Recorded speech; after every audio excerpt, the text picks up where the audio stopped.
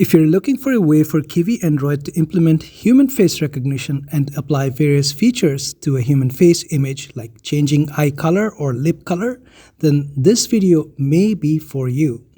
It's going to be interesting because I am going to show how to overcome the challenge of KIVY not supporting Dlib now. Dlib is an essential library for human face recognition.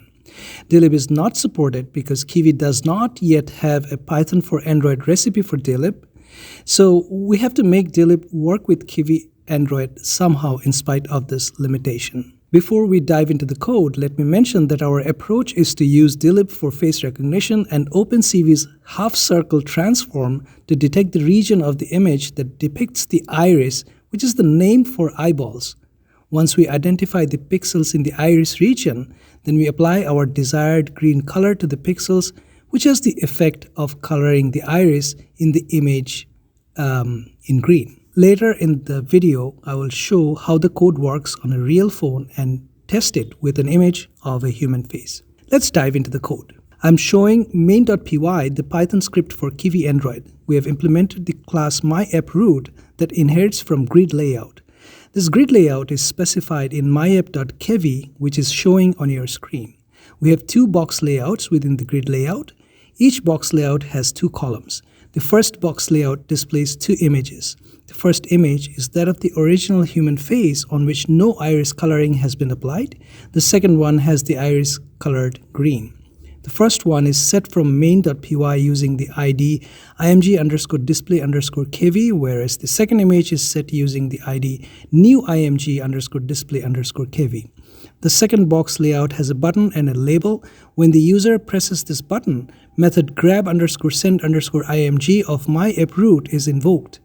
Most of our Android logic is implemented in this method grab_send_img. Let's head to this method. First, some Android permissions check to allow read and write into the Android device storage. I won't be covering permissions in this video or it will be too long. Please let me know in the comments if you'd like another video on permissions. Here is some logic to identify the DCIM folder of the device storage, which is the base directory for our image storage on the phone. Please note from the screen how I use OS environment variable to get the root path of the phone's storage. You can pause the video if necessary. This is where I set the original image in the GUI through self.image_display.source. Normally, this is where we would implement the human face recognition and eye coloring code, but we cannot since KIVY does not have a Python for Android recipe for Dlib. Now, here comes the interesting part of the code. This is where I offer a way to solve the issue of Dlib not being supported in KIVY. What I'm doing here is to send the image to a server using a REST API. The server is outside Android and implements the REST API using Flask. I have made a series of videos that explain how to set up a Flask server with REST API, so I'm not going to cover that here.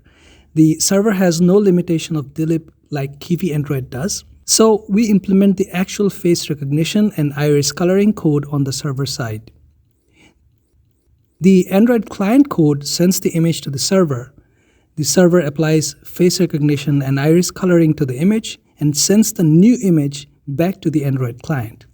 The Android client code then displays the received image with the iris colored green. Let's look at some important details. To prepare the image for sending via post method of the REST API, we load the image as bytes from the phone storage and decode it to convert from bytes to string object.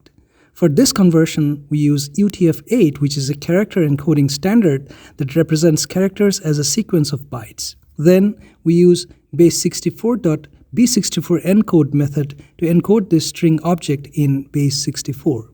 This is now ready for sending the base64 encoded image as a payload in a post method invocation of the REST API. The next few lines are to set up the REST client and the server URL and posting the image to the REST API.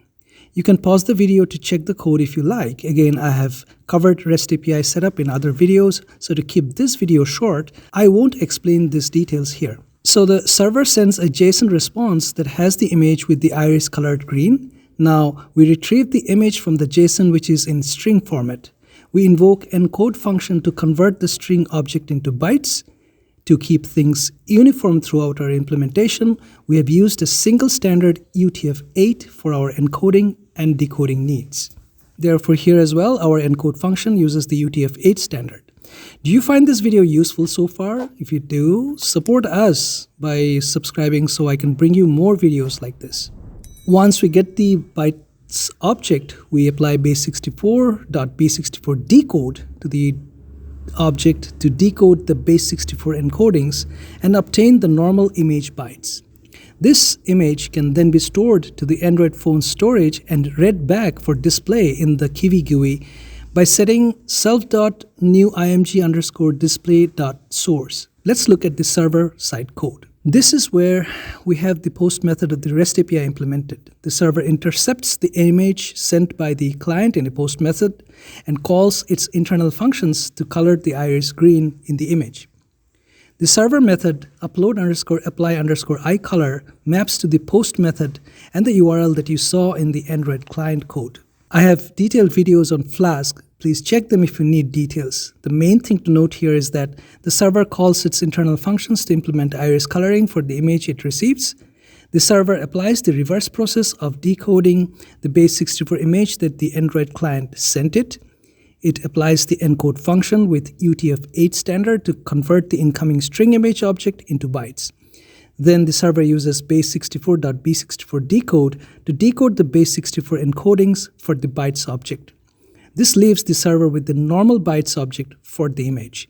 The server can then invoke Dlib face recognition and OpenCV half circles to detect the iris and color the iris in the image green. I've made a detailed code walkthrough specifically for the iris coloring logic. Please watch the video that's showing on your screen for this iris coloring code walkthrough. Subscribe to our channel and hit that notification bell if you'd like more videos like this. Let's test the Android app. We click this button, it posts my image to the server URL via REST API. The server performs its coloring and sends the new image in the reply to the post method to our Android client. The Android app then displays the new image here. Zooming in, you can see that for this image, only a part of the iris has been colored green. So the code obviously needs some tuning. What parts of the iris coloring logic can be tuned to make the color look better? I want to leave this as an exercise for you. Watch the iris coloring walkthrough video, then come back here. Please post your comments and suggestions. I'll give a heart to your suggestions that work. Need the entire code? Email me or let me know in the comments.